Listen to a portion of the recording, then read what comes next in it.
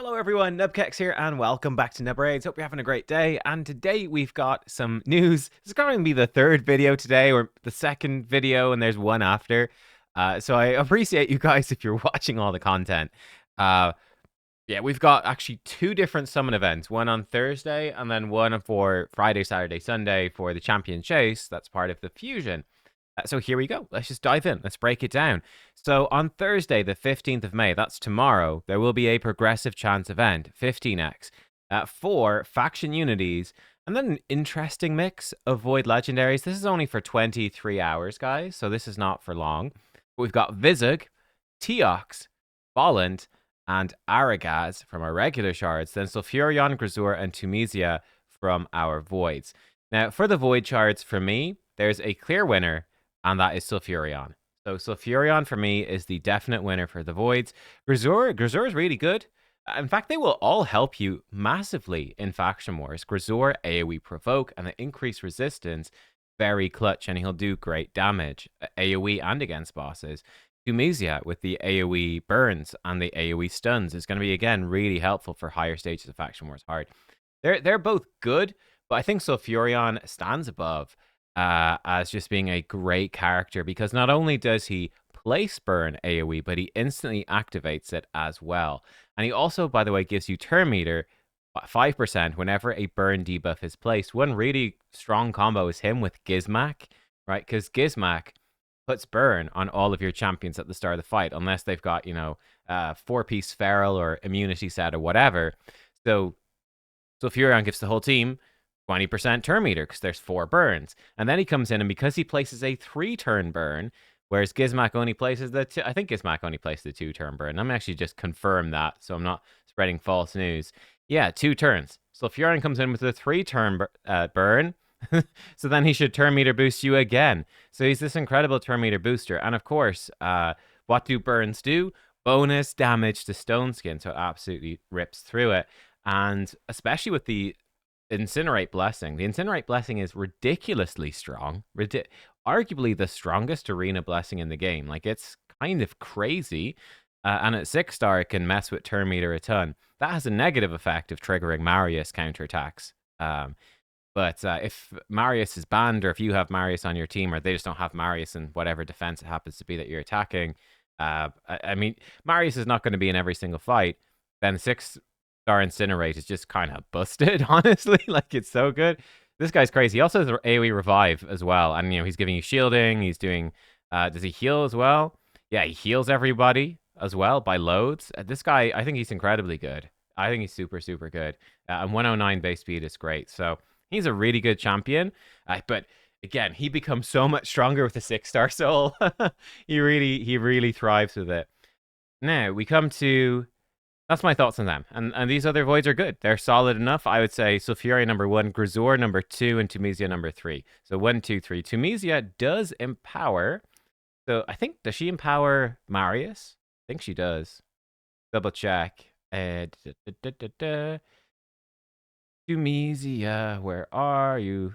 Yeah, she empowers Marius. So if you're an Uber Kraken, you want to get Tumisia.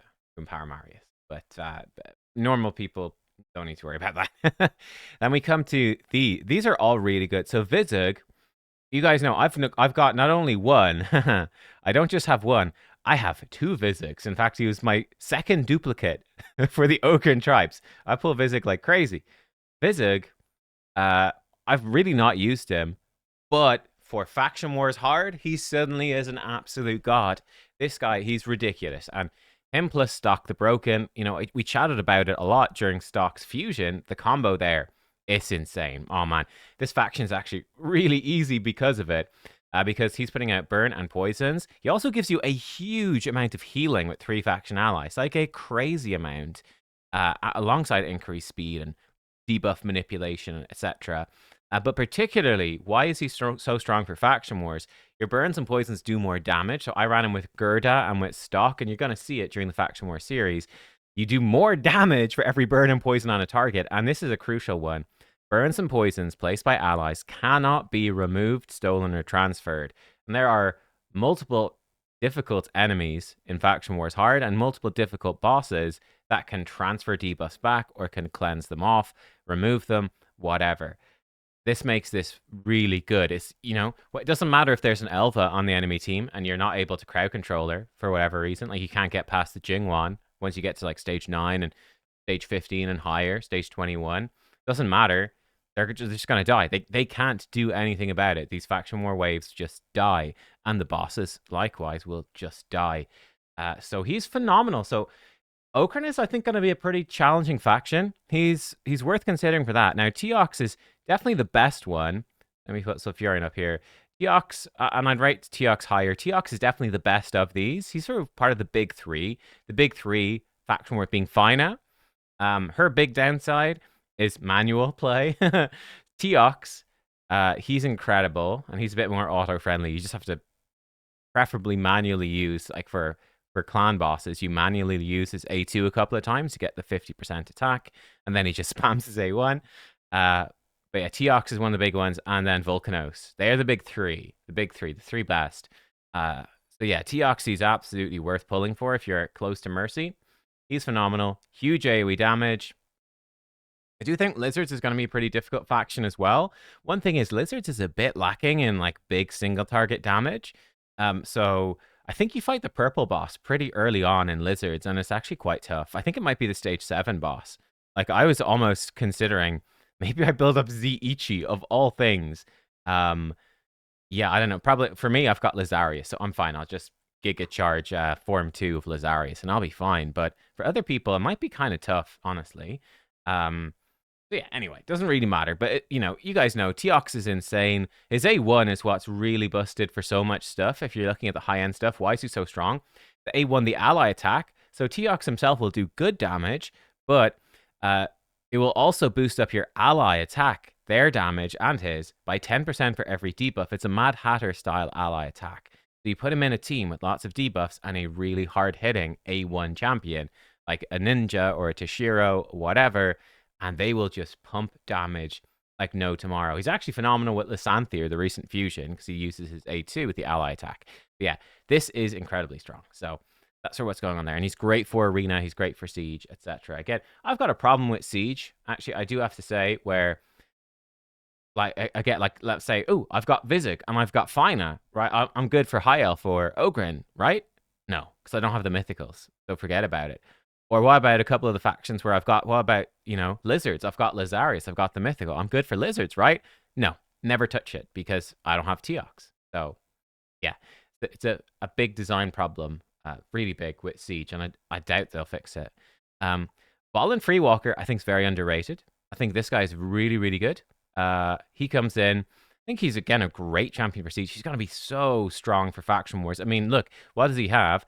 He has, number one, an AoE stun with a buff strip and turn meter boosting on his A3, and then he's got AoE decreased defense on his A2, and his A1 can give him an extra turn. He's just cycling through, and he's making you do more damage. Great, giving you turn. He's just insane. He's a Faction Wars god, and then I think he's also actually pretty cool for Arena and very strong for Siege.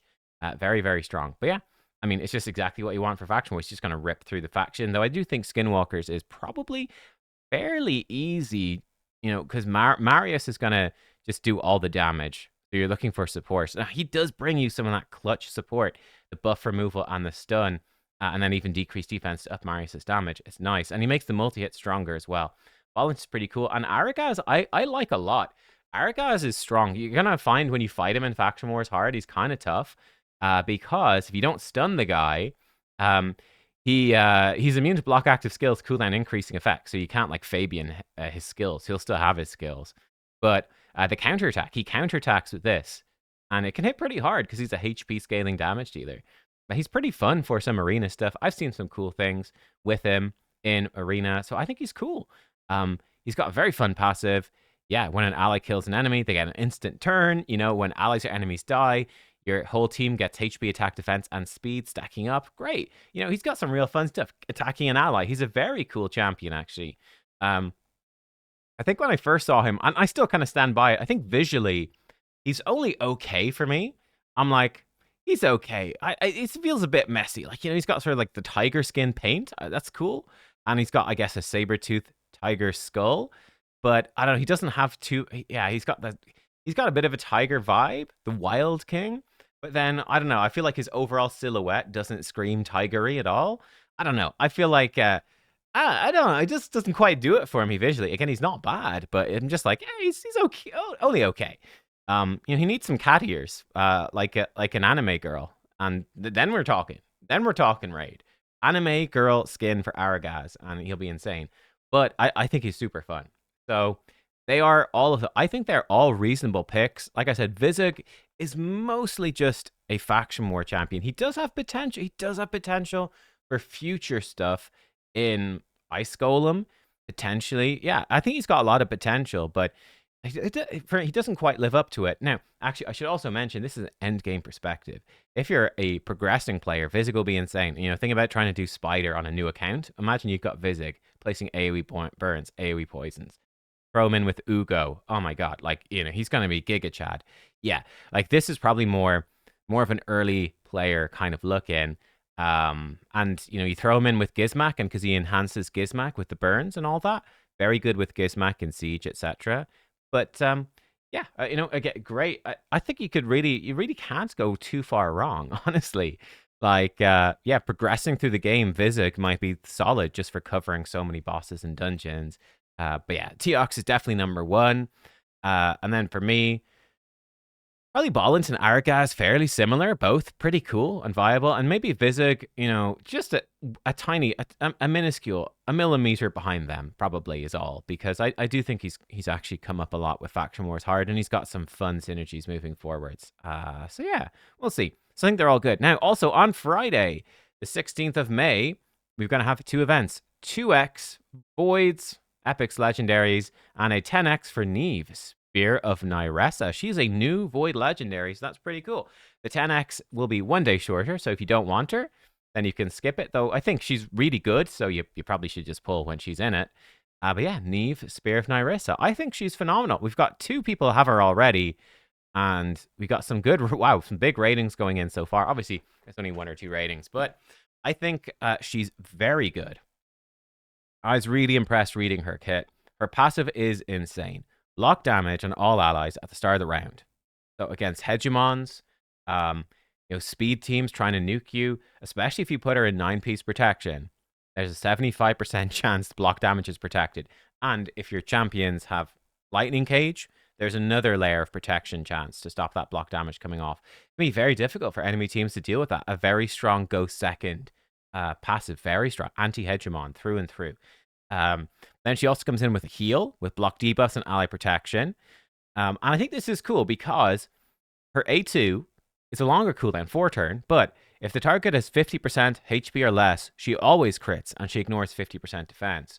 So what I think you probably do is you actually build her with no crit rate, but really high crit damage. And the reason is crit damage will actually up the damage she takes from ally protection, but that's probably not a bad thing because it will just trigger her passive more often. And, you just heal her back up above 50%, and then she's good to go again with the passive. There's no cooldown.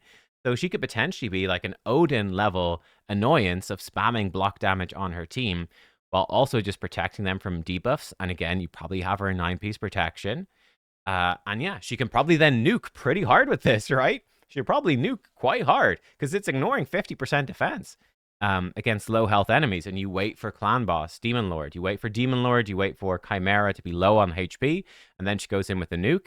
And if she kills an enemy, she reduces all ally skills by 2 turns, phenomenally strong, and also puts out a shield. If it's a boss, it's always proportional to her defense. And then really good A1, decrease attack, decrease crit rate for 2 turns. Just places it. 50% chance cannot be resisted or blocked. Not super good, Just your damage dealer in arena. Bam, decreased crit rate, 30% chance that they just basically don't do any damage, and it can't be resisted, it can't be blocked half of the time. Even more, so it books up to 75% of the time it can't be resisted or blocked. So it's not 100%, but it's close. I think she's real good. So yeah, I'll pull my, I'm doing the fusion, so I'm pulling anyway. But yeah, I'll pull my void shards. I've got loads. I'm only going to pull enough to do the fusion. But if I got her, I'd be super happy. I think she's great. And we'll have a wonderful niche in live arena and in siege against many teams.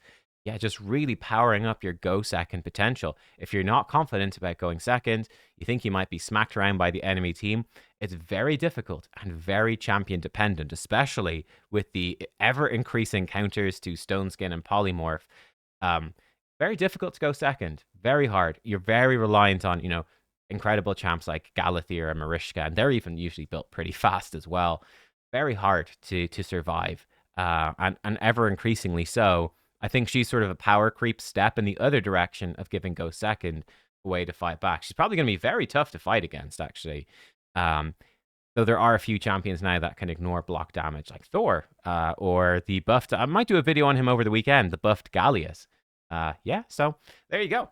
Guys, let me know what you think about these different summoning events. Obviously, I should also mention that if we come over here to the event tab on Plarium Play, the 15x for the faction unities and the Void 15x is sort of in the middle of nowhere. There's nothing overlapping that.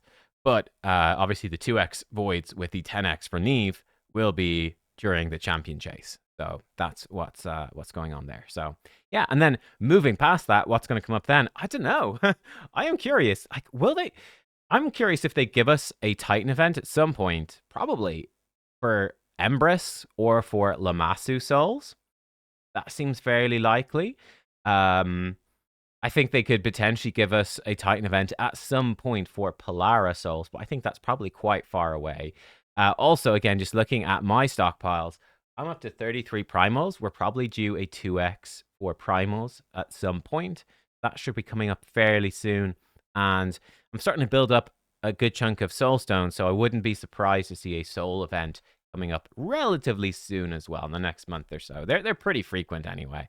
But yeah, there we go. Guys, that's what's happening. Thanks for watching. Oh, one thing I wanted to do right at the end of the video, because I forgot to do it, was show you the builds for the champions I used today. Well, Kymar we saw, and I stripped it off. We saw him as well.